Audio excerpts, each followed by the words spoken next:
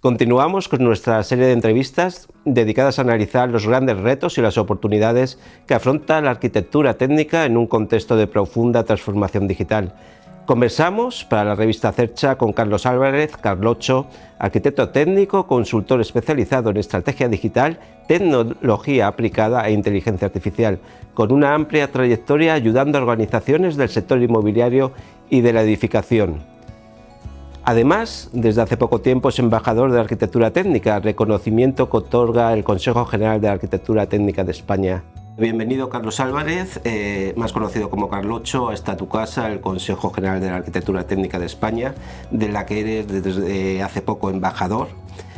Carlos es arquitecto técnico, es consultor especializado en transformación digital, en inteligencia artificial, que ayuda a las organizaciones a desarrollar su trabajo en herramientas disruptivas. Carlos, dices textualmente, que hemos podido leer en tus presentaciones, que tu trabajo consiste en imaginar cómo la inteligencia artificial, la tecnología, el diseño de experiencias y la automatización pueden transformar radicalmente el sector inmobiliario, haciéndolo más eficiente, más seguro y más inteligente, y en consecuencia haciéndolo realidad. ¿Hasta qué punto es posible llevar esta visión al ámbito concreto de la arquitectura técnica? Pues muchas gracias, Juanjo, muchas gracias al Consejo también por invitarme. Pues mira, la verdad te diría que no es que sea hasta qué punto es posible, sino en qué grado de cumplimiento estamos, porque ya es una realidad, no es algo que tengamos que ver a futuro, sino es algo que ya estamos experimentando todos los días, en mayor o menor medida, ¿no? El impacto va a ser presente y va a estar presente y está presente en toda la vida de un activo inmobiliario, ¿no? Desde su propia concepción, en cuanto empezamos a utilizar digamos, esa visión de cómo entender cómo otras tecnologías están infiriendo dentro del sector inmobiliario y cómo están transformando nuestros edificios por el uso de otras tecnologías. Y hablamos, por ejemplo, de los coches autónomos, ¿no? De los coches autónomos, los coches eléctricos, los coches, digamos, del car sharing, ¿no? Los coches colaborativos, cómo esto está ya transformando cómo son los propios edificios y los propios parkings de los edificios, cuando tenemos que tener todos esos enchufes para poder conectar todos los coches, cómo tenemos que prever todas esas medidas de protección contra incendios tan difícilmente sofocables, que no se pueden sofocar cuando se produce una combustión espontánea en una batería de un coche eléctrico, por ejemplo. Pues ya está transformando otra tecnología, ya está transformando desde esa propia concepción, ¿no? La propia construcción del edificio, que luego hablaremos, ¿no? Pero hablaremos de cobots, de visión artificial, de un montón de cosas. Todo este tipo de cosas también están influyendo en cómo se traslada, digamos, al sector de la construcción toda esta tecnología, ¿no? Y luego en el propio uso, cuando estamos hablando de la domótica, la eficiencia energética, pues también está infiriendo en los propios edificios y en nuestra propia profesión, con lo cual es algo que está presente de principio a fin. Pero el sector está realmente preparado, y lo que es más importante, ¿están preparados los edificios que habitamos y ocupamos? Pues mira, te diría que todo está preparado. Los que tenemos que estar preparados somos nosotros. O sea, muchas veces la tecnología existe, la tecnología es accesible, la tecnología la tenemos, pero yo creo que el punto más importante es cómo nos hacemos nosotros con esa tecnología, ¿no? O sea, cómo la implementamos, cómo la utilizamos, cómo le damos valor a toda esa tecnología que nosotros tenemos a mano, ¿no? Yo me gusta decir que, o sea, hacer el símil más gastronómico, ¿no? Decir, oye, tenemos un montón de ingredientes que ya están, ya los tenemos ahí, y la forma en la que los combinamos es lo que va a hacer que hagamos un guiso extraordinario o un plato que merece la pena no haber desperdiciado los ingredientes, ¿no? Con lo cual lo que tenemos que hacer es utilizar todas esas tecnologías y combinarlas de diferentes maneras para que nosotros podamos seguir adelante y avanzar en ese sentido, ¿no? Por eso, cuando decía si están preparados los edificios, pues hay edificios que son más fácilmente adaptables y otros menos adaptables, ¿no?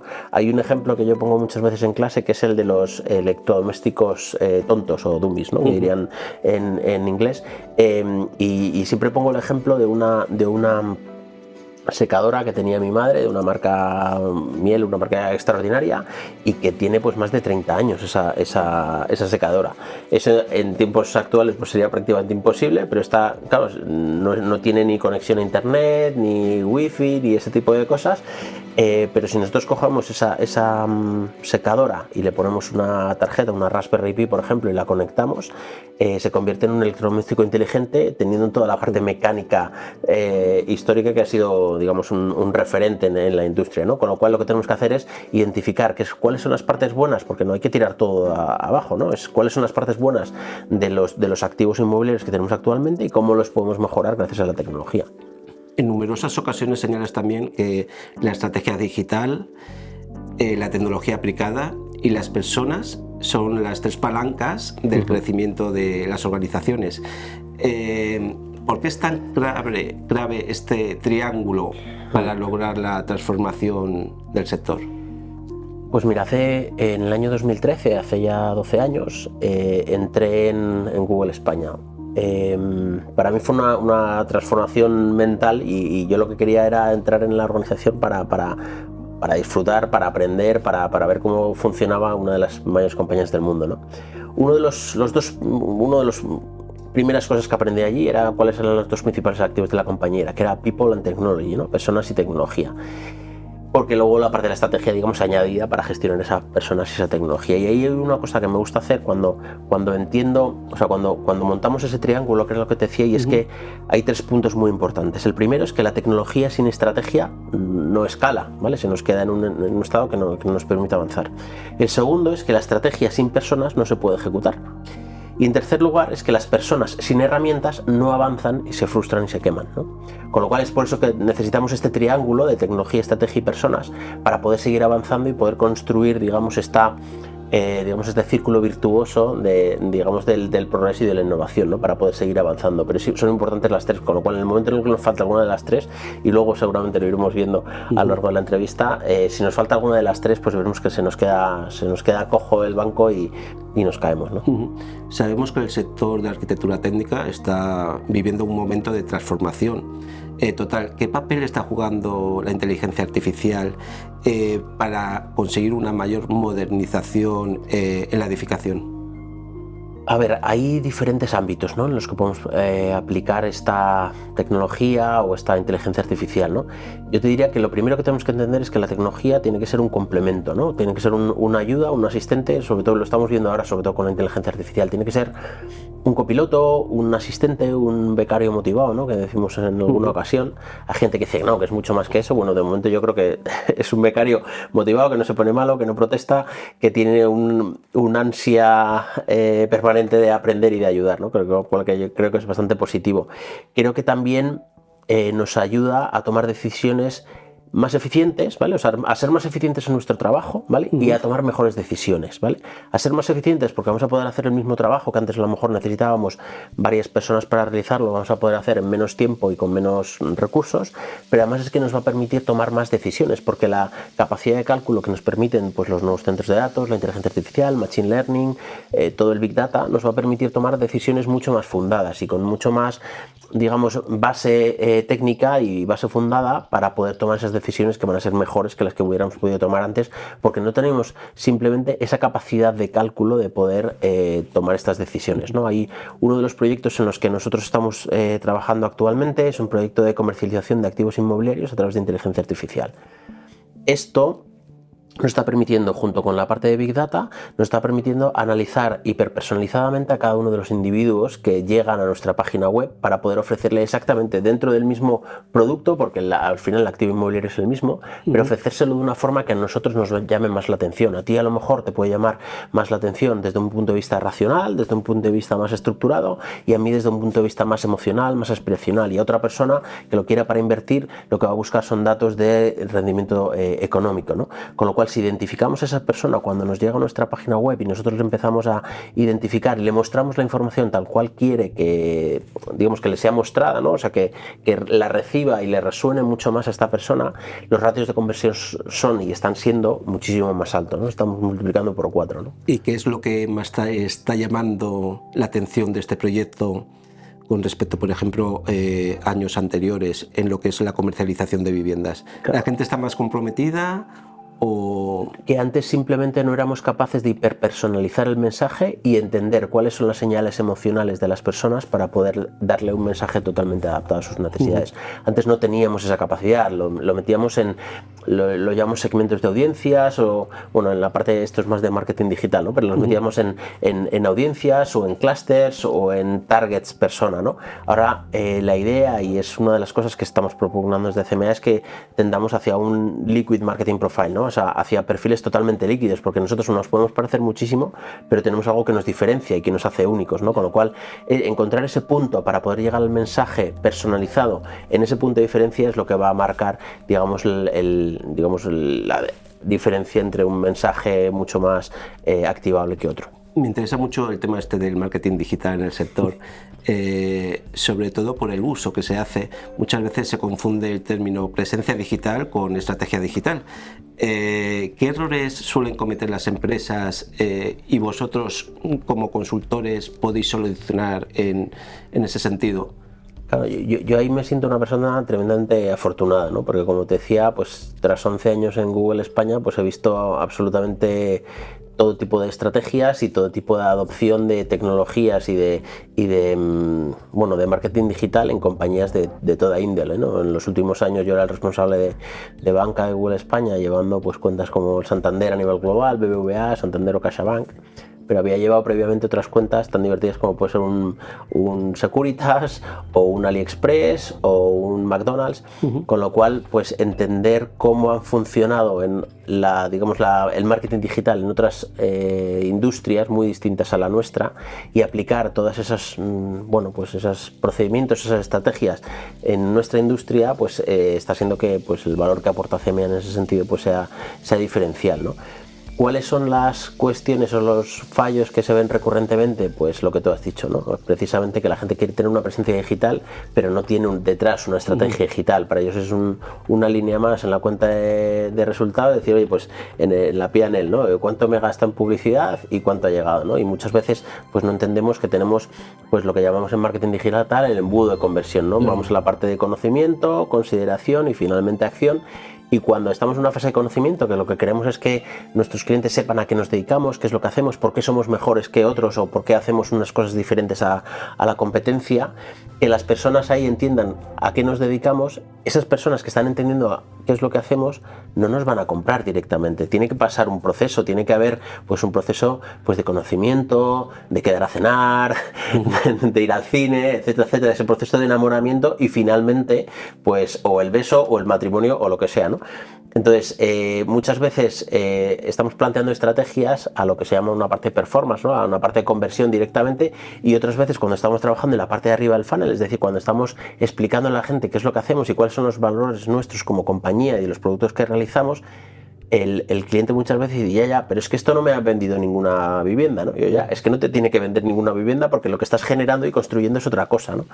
Y como te digo, en el ámbito este de la relación, de las relaciones humanas y de las relaciones de pareja, creo que se puede entender muy bien, ¿no? Que hay que seguir unos pasos y en el mundo digital pues es exactamente igual, con el enamoramiento ese que tenemos que producir en nuestros clientes, ¿no? Y que, como arquitecto técnico, ¿qué consejo darías a las empresas de la arquitectura técnica para mejorar esa estrategia digital, esa reputación digital también, digámoslo así, y embarcarse en el mundillo? Claro, ahí hay una parte, claro, evidentemente es como veamos esa escala, ¿no? O sea, si hablamos empresas de arquitectura técnica desde el estudio prácticamente unipersonal de gabinete, tal y cual, pues ahí lo que se trabajaría sería mucho más la comunicación, ¿no? Decir, oye, yo estoy especializado en coordinación de seguridad y salud, yo estoy especializado en direcciones de obra o en rehabilitaciones o en patrimonio histórico, ¿no? Identificar cuál es ese nicho en el que estas compañeros pueden ser especialistas y a partir de ahí empezar a generar comunicación en ese sentido, pues a través de LinkedIn o a través de redes sociales profesionales, ¿vale? O sea, a lo mejor aquí no tiene mucho sentido hacer vídeos de TikTok sobre, oye, qué bien lo hago en una rehabilitación, por ejemplo, en el Burgo de Osma, ¿no?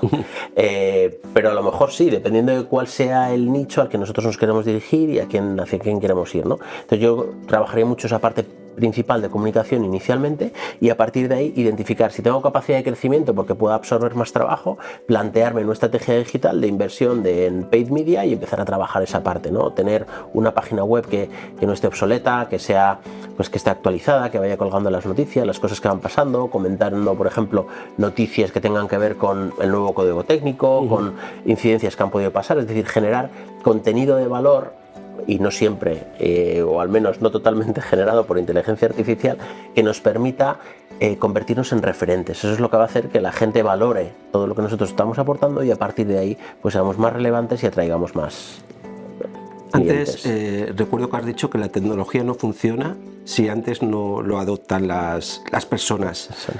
En este sentido, ¿qué estrategias realizáis desde vuestra consultora para acompañar a los equipos internos de las organizaciones? Pues mira, al final las personas son extraordinariamente importantes en un proceso tecnológico porque son al final las que las tienen que aplicar. Aquí nosotros podemos tener un Ferrari, pero si cojo yo el Ferrari y me pongo a dar unas vueltas en Nürburgring, no haré el tiempo que puede hacer a lo mejor Fernando Alonso con mi coche, ¿no? Yo os aseguro que no es un Ferrari, ¿no? Con lo cual lo que tenemos que hacer es primero tener esa tecnología que ya la tenemos y conseguir que las personas quieran utilizar esa tecnología y abracen esa tecnología.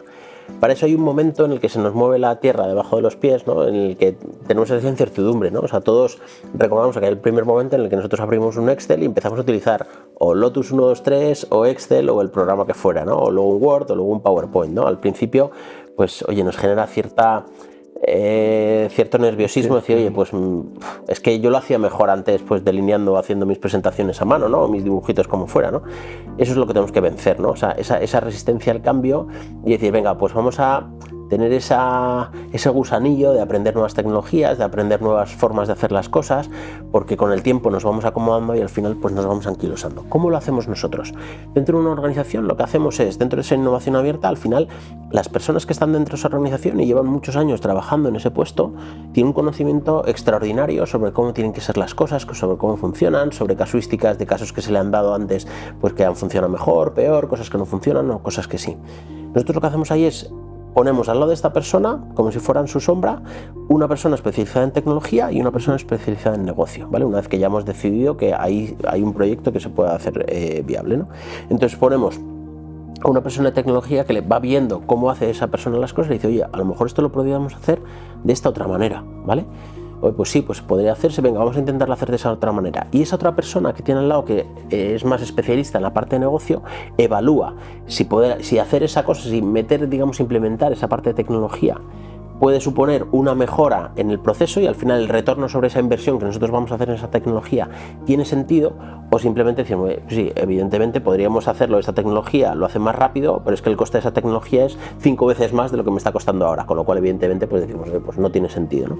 Pero esa persona al final del proceso, si al final pues oye, se adopta una tecnología que mejora los procesos, eficienta los procesos y además desde el punto de vista de negocio es más rentable, esa persona, cuando acaba este proceso, la persona de tecnología y la persona de negocio desaparecen, ¿vale?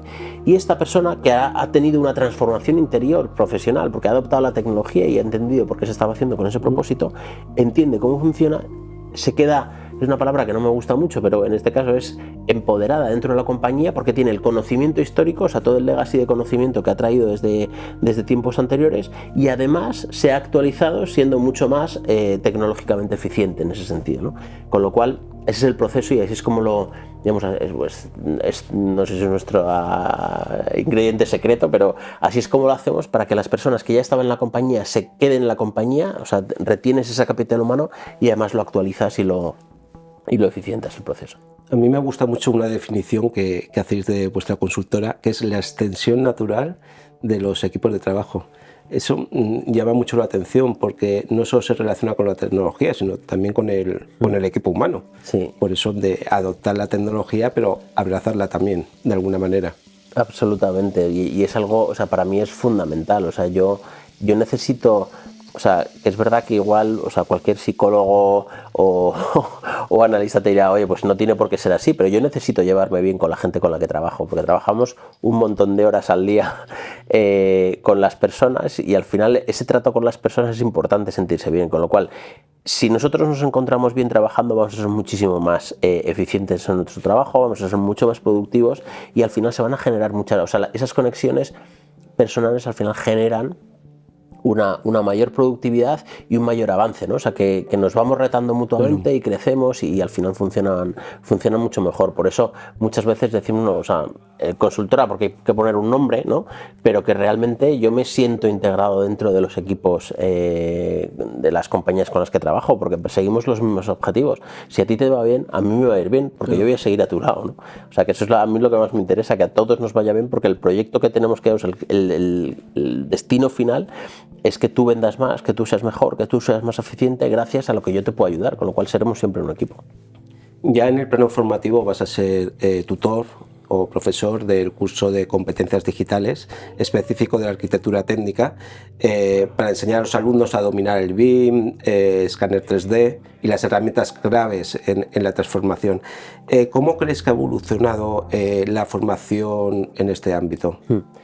Bueno, ahí tengo que decir que no vamos a enseñar a la utilización de cada una de las herramientas. El programa, al menos algunas de las asignaturas en las que yo participo, el pensamiento es más estratégico, es decir, entender cómo funcionan para ver cómo las podemos aplicar, si no sería inabordable, ¿no? O sea, ser especialistas en BIM, en impresoras 3D, en robotización, en automatización, sería complicado, ¿no? Estamos intentando... Conocimientos más generales. Sí, es más, sí, sobre todo desde un punto de vista estratégico, ¿no? Es decir, no tenemos que hacer levantar un muro de medio pie o un pie de ladrillo cara a vista, pero sí tenemos que saber cómo se construye y si alguien nos lo está haciendo, saber si tener el criterio suficiente para saber si se está haciendo bien o no se está haciendo bien, ¿no? Creo que con este símil, creo que todos en la casa podemos entender en qué consiste, ¿no? La nueva forma o sea, cómo se ha planteado este itinerario formativo, la verdad que lo he comentado pues, muchas veces con el consejo, ¿no? Y con Juan y con Alfredo, me parece súper interesante, porque al final yo lo que hago es generar un documento bastante extenso, o sea, por materia, pues a lo mejor 80 o 90 páginas. A partir de ahí, una compañía digitaliza todo ese contenido y lo hace de una forma que sea mucho más accesible. Yo sigo siendo como muy tradicional, me sigue gustando el cuaderno de papel y tomarme mis apuntes y hacerme mis esquemas y como todo verlo como una forma como mucho más gráfica, pero en este sentido nosotros hemos ido en esos contenidos que se han generado, hemos dicho, oye, esto se puede hacer a través de una pequeña formulario o una pequeña encuesta. Esto lo podemos hacer por tarjetas que se van dando la vuelta. Esto puede ser un diagrama, esto puede ser una infografía. Es decir, que al final hay una cantidad de recursos tremendos que se están poniendo en práctica en este itinerario formativo que me parece que son súper atractivos. Y de cara a unas nuevas, digamos, generaciones, y no con esto quiero parecer un abuelo, pero para gente que puede ser, pues por ejemplo, como mis hijos o como mis sobrinos, pues que tienen otra forma de absorber conocimientos, es brutal cómo digamos, se fijan esos conocimientos y cómo podemos avanzar, digamos, en esa nueva tecnología formativa. ¿Qué tipo de habilidades específicas marcarán la diferencia en los próximos años con respecto a los profesionales de arquitectura técnica? Pues es que hay un montón de habilidades, pero yo creo que la adaptación al cambio va a ser fundamental, esa adaptación al cambio a cómo la nueva tecnología, o sea, cómo abrazarla, o sea, no quedarnos de, oye, es que siempre lo haces así, ya, pues siempre lo has hecho así, pero vamos a hacerlo así y con un pequeño giro para poder evolucionar, ¿no? Creo que la adaptación, y esto no es digital, o sea, esto es una adaptación, esto es Darwin en sentido puro, ¿no? O sea, adaptación a ese cambio, ser capaces de asumirlo, tener una inquietud y un apetito por digamos, absorber, digamos, esa tecnología poco a poco de, oye, lo que me funciona y me viene bien, pues adoptarlo, lo que no me aporta mucho valor, pues lo dejo de lado, etcétera, etcétera. O sea, creo que esa parte de apetito es importante y luego, pues estar permanentemente formado. O sea, eso no cabe ninguna duda que la parte de la formación es fundamental. O sea, hay muchas profesiones, la nuestra es una de ellas, en las que tienes que estar permanentemente formado. Ya no solo desde el punto de vista técnico, de nuevos materiales, nuevos sistemas constructivos, sino también de cómo la tecnología nos puede ayudar a hacer mejor nuestro trabajo y a ser mucho más eficientes. Y en el terreno básicamente operativo, ¿qué nivel de madurez tecnológica existe hoy en día para aplicar la inteligencia artificial, por ejemplo, en en el control de calidad, en la detección de riesgos, en la predicción de desviaciones de obras, por ejemplo, y qué aplicaciones van a despuntar en los próximos años para reducir estos riesgos. A ver, ahora mismo te diría que relativamente poco, ¿vale? Estamos en una industria en la que yo creo que está todo el mundo, o sea, que todos nos llevamos muy bien, pero todos nos miramos como por el rayo del ojo, ¿no? Entonces pasa mucho con las promotoras inmobiliarias que dicen, oye, no voy a hacer yo el primero, porque si saco pecho diciendo que lo he hecho el primero y me pegan un tortazo, porque luego al final tal, pues quedo pintado como que me pintan la cara, ¿no?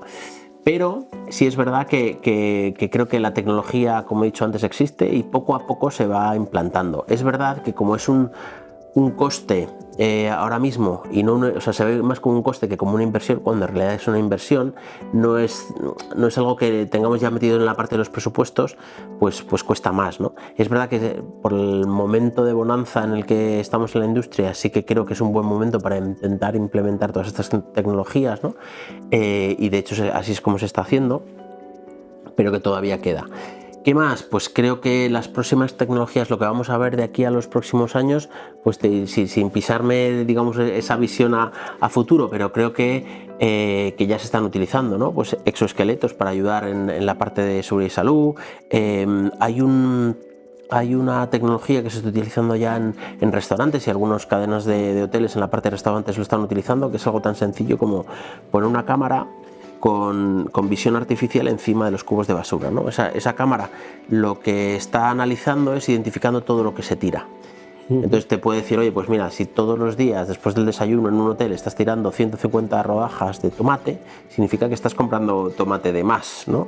O que lo estás comprando, digamos, no estás siendo eficiente, con lo cual te ayuda, digamos, a hacer esa lista de la compra. Si nosotros, imagínate que lo hiciéramos en una obra con todos los escombros que salen de una obra, pues podemos utilizarlo pues para optimizar los despieces en los replanteos. Si utilizamos inteligencia artificial, optimizaremos, digamos, ya no solo la optimización de material, sino que después toda esa parte de reutilización que podemos utilizar también, como te digo, los escombros. Si utilizamos también esa ingeniería de visión, pues para hacer inspecciones de obra, pues a través de elementos autónomos, como puede ser drones terrestres o drones, digamos, tradicionales de hélices, ¿vale? Para hacer inspecciones de seguridad y salud en la obra, o analizar con escáner tipo LIDAR si el replanteo de la obra es el correcto, o hay unas desviaciones de unos centímetros en la colocación de unos pilares, o en la ploma, si una fachada no está plomada, etcétera, etcétera, ¿no? Pues si estamos hablando de un panel prefabricado de hormigón, por ejemplo. Es decir, que en ese tipo de cosas sí que creo que en los próximos años vamos a ver bastantes avances. Nosotros estamos en nuestra división, estamos trabajando ahí en esa parte, y estamos priorizando, y con alguna constructora pues estamos ya desarrollando ese tipo de soluciones.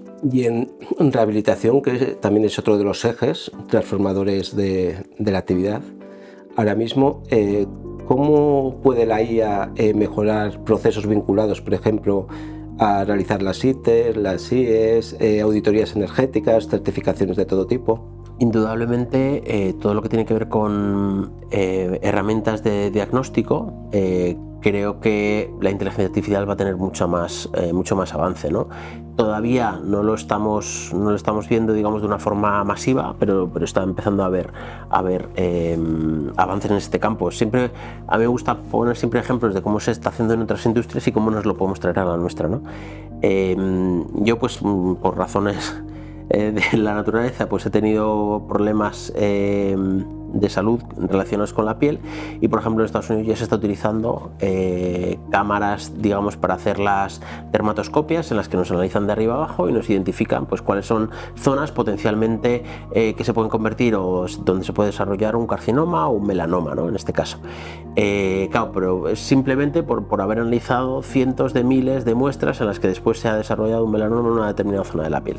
Si esto nosotros lo trasladamos al ámbito de la construcción, podemos ver, en base a los análisis de hormigón que hayamos tenido, en base a las temperaturas que ha habido durante el fraguado del hormigón, podremos ver a futuro si la incidencia que eso ha podido llegar a tener, y determinar si vamos a tener un problema de fisuración o de un problema de falta de resistencia o de falta de flexión. O sea, cualquier tipo de cuestión en base a todos los datos que hayamos podido tener hasta ahora. El problema es que no hemos capturado todos estos datos, ¿no? Entonces estamos empezando ahora a capturar todos estos datos y con el tiempo pues podremos tomar decisiones en base a los datos y ver que a determinadas circunstancias que pudimos pasar por alto en un momento determinado, después con el tiempo han resultado pues, que eran determinantes para un determinado desenlace en la vida de un edificio.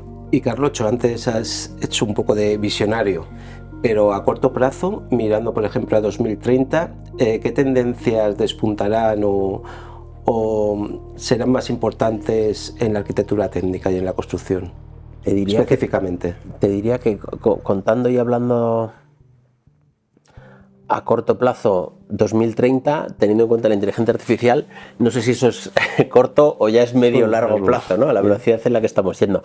Pero creo que un poco lo que he apuntado antes, ¿no? Creo que nos vamos la industrialización, pero por dos motivos. Uno, por las nuevas tecnologías y las tecnologías disruptivas que podemos estar aplicando, o sea, por eso, pero tiene otro factor muy importante que es la falta de la mano de obra, ¿no? Y falta de mano de obra cualificada para hacer determinados trabajos en obra, con lo cual la parte de la industrialización y prefabricación va a ser fundamental. Otra parte que veo muy importante son todas las ayudas en obra, ¿vale? Con la ergonomía, lo que te he comentado antes, por ejemplo, de los exoesqueletos, los cobots, esos robots que nos van a ayudar, o robots ya directamente autónomos, ¿no? O sea, y esos robots son robots pladuristas, robots pintores, soldadores, robots que con brazos articulados te permiten hacer una perforación y hacer pues yo qué sé, pues o un cajeado o unas rozas o lo que sea, ¿vale? Luego además pues tendríamos también esos robots autónomos para el acarreo de materiales, por ejemplo, por la obra. Tendríamos esos y ya tenemos, ya no es que vayamos a ver, es que ya lo tenemos, pero digamos que se va a extender, ¿no? Foster & Partners, por ejemplo, tiene un robot de Boston Dynamics que se llama Spot, que lo tienen equipado con un escáner líder, como el que te decía antes, y va con un operario por toda la obra haciendo el levantamiento en 3 dimensiones de toda la obra. Además de eso, podemos cruzarlo con nuestro modelo BIM y ver si estamos avanzando, si vamos por delante o por detrás del tiempo que teníamos establecido para ese planning de obra que teníamos, ¿no? Con lo cual, todo ese tipo de cosas ya está funcionando. A corto plazo y a muy corto plazo, pues tendríamos también la utilización de, por ejemplo, la digitalización de las reuniones de obra. Todo el mundo ahora, cuando tiene las reuniones virtuales, pues a nadie se le escapa ya, pues oye, tengo mi asistente que está transcribiendo, entonces estoy grabando la reunión y además la estoy transcribiendo para poder luego sacar las cosas importantes. Esto, cuando nos lo llevamos a la reunión de la oficina de obra, pues claro, decimos, es que yo no tengo aquí, no me conecta por Zoom o por Google Meets, ¿no? Pues bueno, pues ya hay tecnologías y nosotros también estamos desarrollando alguna de ellas que te permiten pues tener, digamos, con el propio móvil en la reunión de obra, pues identificar quiénes son los intervinientes y asignar todas las tareas a cada uno de ellos, ¿no? Esto es una utilidad, digamos, un poco simple, pero muy útil en el ámbito de la construcción y sobre todo cuando estamos a pie de obra, que no tenemos toda la tecnología que podemos tener en una oficina perfectamente controlada, ¿no? Con lo cual, en ese sentido, pues podemos avanzar utilizándola ya a corto plazo, ¿no? Y para terminar, Carlotxo, ¿qué mensaje lanzarías específicamente y especialmente a los arquitectos técnicos que nos leen en Cercha para motivar esa adaptación al cambio en estos momentos de transformación, para que no se queden atrás, digámoslo así? Pues mira, yo creo que tenemos una posición, y lo he dicho muchas veces, o sea, no es algo nuevo para la gente que me ha escuchado alguna vez, ¿no? Pero yo creo que tenemos una posición privilegiada ahora mismo porque tenemos ese conocimiento de negocio, esa sensibilidad técnica, ese entender cómo se construye, ¿no? O sea, cómo funcionan realmente las cosas, y el hacer, digamos, de traductores y de cadena de transmisión entre todos los intervinientes y poder hablar perfectamente pues con un arquitecto, con un ingeniero, con un promotor, con un constructor, para poder aglutinar, digamos, todas esas sensibilidades y a través de la tecnología dar respuesta a todo lo que pueda tener cada uno de ellos como problema en ese momento. Creo que es fundamental y es nuestra labor, o sea, reivindicar, digamos, ese punto, digamos, de catalizador de todas las necesidades dentro de la obra, gracias a la adaptación tecnológica y a la formación continua. Pues Carlotxo, muchas gracias por compartir tu visión, tu experiencia sobre todo y tus reflexiones sobre el presente y el futuro de la arquitectura técnica. Ha sido un placer conversar contigo en esta entrevista y espero que las claves que has aportado las empiecen a utilizar también los profesionales, porque significará esto que tu apuesta es también la suya. Muchas gracias. Gracias a ti, Juanjo.